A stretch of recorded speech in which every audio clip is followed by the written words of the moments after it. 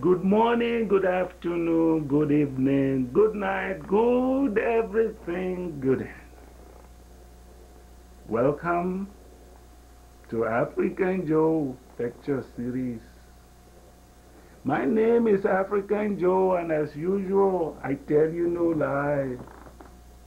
Today, we shall talk about a forbidden subject that the government does not want the American citizens to know about. But I'm going to talk about it because it is the truth. And that subject is the nature of the Federal Reserve System. Therefore, I propose as the title of this lecture that Congress should federalize the Federal Reserve System. Most Americans erroneously think that the Federal Reserve is a federal agency. That could not be further from the truth, homie. And I tell you no lie. Americans also erroneously think that since the Federal Reserve Chairman, like Ben Benanke, is appointed by the President of the United States, therefore the Chairman of the Federal Reserve System must be working for the federal government. Especially when they hear the TV, radio, and newspapers refer to the chairman and his colleagues as the feds. But that's a lie, homie. It is a lie. Don't be fooled, homie. Don't be fooled, America. Benanke is no more a federal employee than this person who works for the Federal Express, which is a private company. Again, I repeat, the chairman of the Federal Reserve Bank, Ben Benanke, does not work for the federal government. I tell you no lie, homies. And the Federal Reserve Banks are not a federal agency. I repeat, the Federal Reserve Banks are not a federal agency, America. Open your eyes. And as such, employees of the Federal Reserve System do not have any legal or fiduciary duty to represent your interests, unless, of course, if you are a shareholder of the Federal Reserve Banks. On the contrary, they have a legal and fiduciary duty to make profits for their shareholders. I tell you no lie, homies. The U.S. Congress enacted the Federal Reserve Act on December 23rd, 1913. Congress did not pass that law to protect you at all, the American citizens. Rather, homies, listen to this. Congress passed this law to give the powers over the monetary policies of the United States to a group of international bankers and businessmen. These were private bankers who wanted to gain control over the money of the United States. And our elected officials in Congress and the White House sold our souls to these private individuals, bankers, and scoundrels. They sold our souls to them forever. All the tax revenues that you and I pay to our government go to service the interest only on the debt that the Federal Reserve has enslaved us into. The debt that our government shows us is not the actual debts we owe countries like China. The real debt is much more than they tell us it is.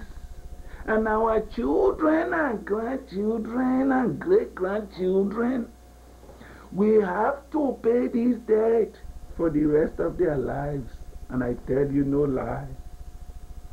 Congress and the American people had control over the U.S. monetary policies prior to 1913, but lost that control when the Federal Reserve Act was enacted. I tell you no lie. It was a perfect and unfortunate coup. The conspirators included the then President of the United States, Woodrow Wilson, the then United States Secretary of State, some United States senators, including Senator Paul Warburg and Senator Nelson Aldrich, as well as businessmen and bankers, including John D. Rockefeller, J.P. Morgan, and Mayer Rothschild, who said, and I quote, "Give me control of the nation's money, and I care not who makes its laws," end quote. America has never been the same since then, homies. It has never been the same. It was the largest and the biggest conspiracy and coup, which continues to affect us today and will continue to affect our children and grandchildren and great-grandchildren unless something is done right now. President Woodrow Wilson later regretted his actions when he said in 1919, homies, and I quote, "I am a most unhappy man. I have unwittingly ruined my country. A great industrial nation is now controlled by a system of credits. We are no longer a government by free opinion, no longer a government by conviction and the vote of the majority, but a government of the opinion and duress of a small group of dominant men." And that is why today you think you have money, but you really don't. When you go to the bank, look at the money they give you. Look at where it says the Federal Reserve System. That little circle on this left side in the middle. It is green, isn't it? They got you. Green means that you only have a note and not the U.S. currency. The real U.S. currency is not green, it is red. And the Federal Reserve System and the banks make sure they take that back and not give it back out again.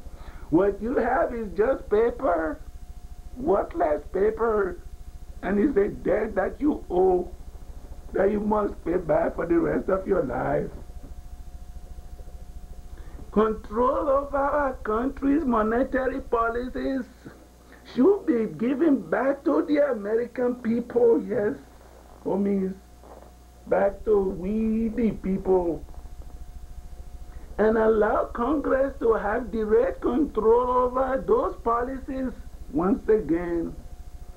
This can only be done by federalizing or abolishing the Federal Reserve System. Yes, homie, I tell you no lie. Federalize or abolish the Federal Reserve System.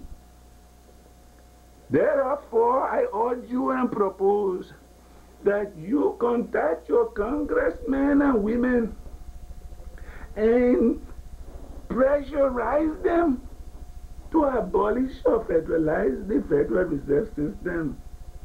Thank you very much. This has been African Joe, and as usual, I tell you no lie at all.